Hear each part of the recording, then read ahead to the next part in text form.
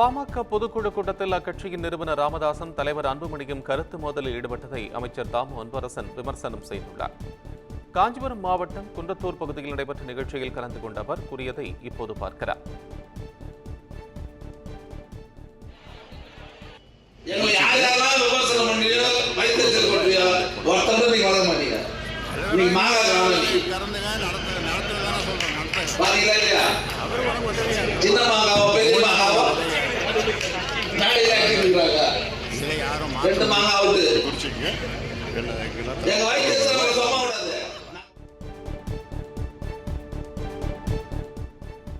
சென்னை அடுத்த குன்றத்தூர் அருகே தனியார் கெமிக்கல் நிறுவனத்தில் பயங்கர தீ விபத்து ஏற்பட்டது.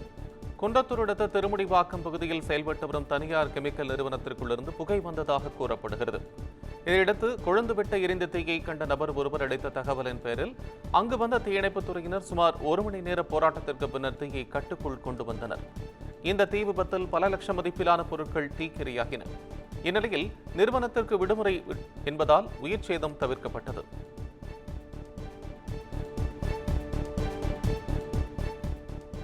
கேரளாவிலிருந்து கழிவுகளை ஏற்றிக்கொண்டு குமரி மாவட்டத்திற்குள் வந்த வாகனத்தை படம் பிடித்த இளைஞரை தாக்கிய வாகன ஓட்டுநர் கைது செய்யப்பட்டார். அருமனை அருகே கழிவுகளை ஏற்றி வந்த கேரள பதிவன் கொண்ட சரக்கு வாகனம் பழுதடைந்து நின்று கொண்டிருந்தது. இதனை கவனித்த அப்பகுதியைச் சேர்ந்த பிபின் என்பவர் தனது செல்போனில் படம் பிடித்ததோடு காவல் நிலையத்திற்கு தகவல் அளித்துள்ளார். இந்நிலையில் அங்கு இருசக்கர வாகனத்தில் வந்த 2 பேரும் வாகன ஓட்டுநரும் இணைந்து இளைஞர் பிபினை தாக்கியுள்ளனர். காயமடைந்த பிபின் மருத்துவமனையில் அனுமதிக்கப்பட்டு சிகிச்சை பெற்று வருகிறார். இதையடுத்து அவரது புகாரின் பேரில் வழக்கு பதிவு செய்த போலீசார் கழிவுகளை ஏற்றி வந்த வாகனத்தை பறிமுதல் செய்து இளைஞரை தாக்கிய ஓட்டுநர் புஷ்பராஜ் என்பவரை கைது செய்தனர்.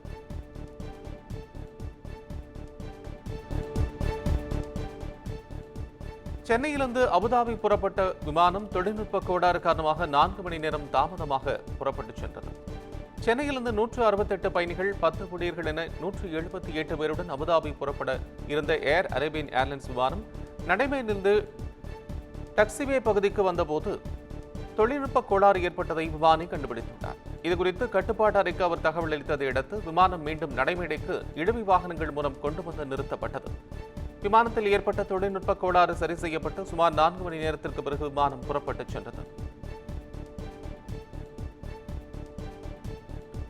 கோவை மாவட்டம் ஒட்டர்பாளையம் பகுதியில் சிக்கன் ரைஸ் வாங்கிவிட்டு பணம் கொடுக்காமல் கத்தியை காட்டி மிரட்டிய 2 பேர் கைது செய்யப்பட்டனர்.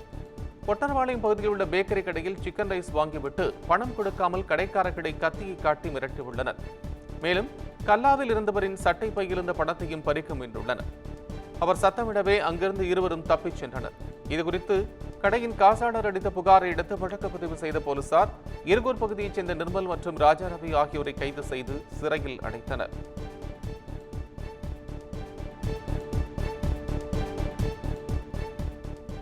சென்னை அசோக் நகரில் உள்ள தனியார் மருத்துவமனையில் தீ விபத்து ஏற்பட்டது.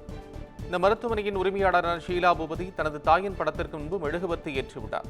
அப்போது அதன் அருகில் இருந்த காகிதத்தில் தீ பற்றிய நிலையில் படுக்கையிலும் தீ பிடித்துள்ளது. தொடர்ந்து அடுத்தடுத்த படுக்கைகளுக்கும் தீ பரவியுள்ளது. தகவலிருந்து சம்பவ இடத்திற்கு வந்த தீயணைப்புத் துறையினர் போராடி தீயை கட்டுக்குள் கொண்டு வந்தனர்.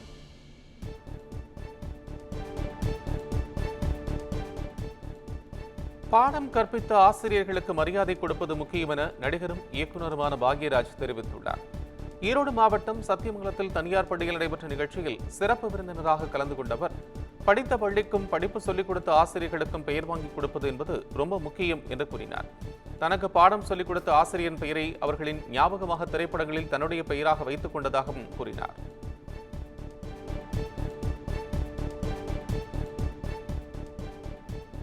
நெல்லை மாவட்டம் களக்காடு அருகே கால்வாயில் அழுகிய நிலையில் இளம்பெண் உடல் மீட்கப்பட்ட சம்பவம் அதிர்ச்சியை ஏற்படுத்தியுள்ளது.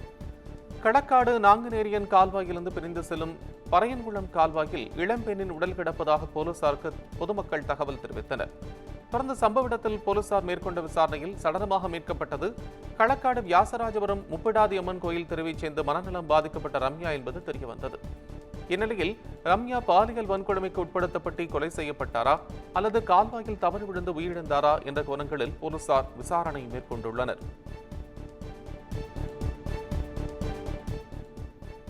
சென்னை திருவொற்றியூர் அருகே அதிவேகமாக வந்த இருசக்கர வாகனம் சாலை தடுப்பில் மோதிய விபத்தில் இளைஞர் ஒருவர் உயிரிழந்தார்.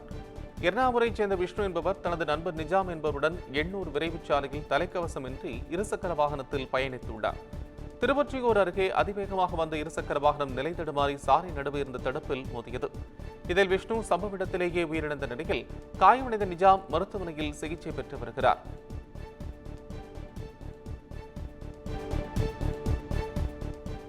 கன்னியாகுமரி மாவட்டம் நாகர்கோவில் அருகே பணம் கொடுக்கல் வாங்கல் தகராறில் ஆட்டோ ஓட்டுநர் குத்தி படுகொலை செய்யப்பட்டார்.